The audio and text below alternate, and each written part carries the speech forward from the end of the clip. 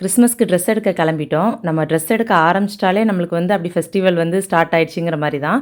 அது கிறிஸ்மஸ்ன்னு இல்ல, தீபாவளி, பொங்கல் எந்த ஒரு ஃபெஸ்டிவலா இருந்தாலும் அப்படி தான். இன்னைக்கு நாங்க காலையிலே கிளம்பி போணும் அப்படின்ட்டு ரெடி ஆயிட்டு இருந்தோம். ஆனா கொஞ்சம் வேலைகள் அதிகமா இருந்ததுனால மதியானம் ஆயிடுச்சு. சரி இனிமே வந்து லஞ்ச் வெளியே சாப்பிட்றலாம் அப்படின்ட்டு போனோனே ஃபர்ஸ்ட்டு சாப்பிட்டுட்டு தான் ஷாப்பிங் பண்ணணும் அப்படின்னு முடிவு பண்ணியாச்சு. பசியோட நம்ம எத பார்த்தாலுமே நம்மளுக்கு அது ஒரு டென்ஷனாவே இருக்கும்.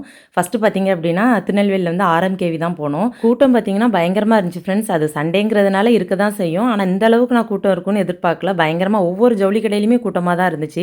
ஃபர்ஸ்ட் அங்க போனோனே அந்த கிறிஸ்மஸ் ட்ரீ தான் பார்த்து ரசிச்சுட்டு இருந்தேன்.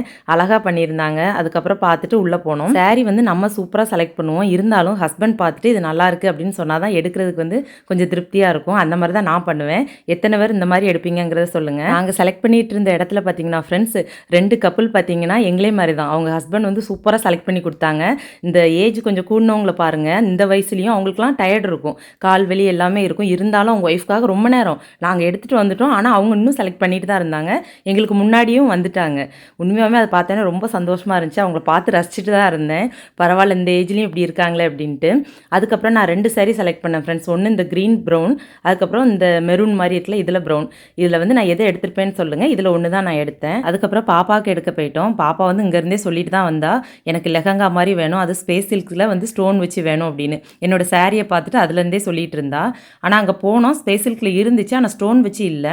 ஸ்டோனுமே வந்து வேண்டாம் பாப்பா, உனக்கு வந்து கொஞ்சம் கஷ்டமாக இருக்கும், ஹெவியாக இருக்கும் அப்படின்னு சொல்லிட்டு அவளுக்கு வந்து இது கொஞ்சம் லைட் வெயிட்டாகவும் இருக்கும், கம்ஃபர்டபுளாகவும் இருக்கும். எனக்கு கூட ஹஸ்பண்ட் இந்த அளவுக்கு செலக்ட் பண்ணல. அவங்க பொண்ணுக்குன்னொன்னே எந்த அளவுக்கு செலக்ட் பண்ணிட்டு இருக்காங்கன்னு பாருங்க. நிறைய பேர் கிவ் அவே என்னாச்சுன்னு கேட்டீங்க. நான் என்ன ட்ரெஸ்லாம் எடுத்திருக்கேன்னு போடுற வீடியோவில் யாரெல்லாம் செலக்ட் ஆகுறீங்கிறத நான் சொல்கிறேன். அப்படியே தம்பிக்கும் ட்ரெஸ் எடுத்துட்டு அங்கேருந்து வந்தாச்சு. நெக்ஸ்ட் டே இப்படி தான் ஃப்ரெண்ட்ஸ் போச்சு. வீடியோ பிடிச்சிருக்குன்னு நினைக்கிறேன். வீடியோ பிடிச்சா லைக் பண்ணுங்கள். பாய்.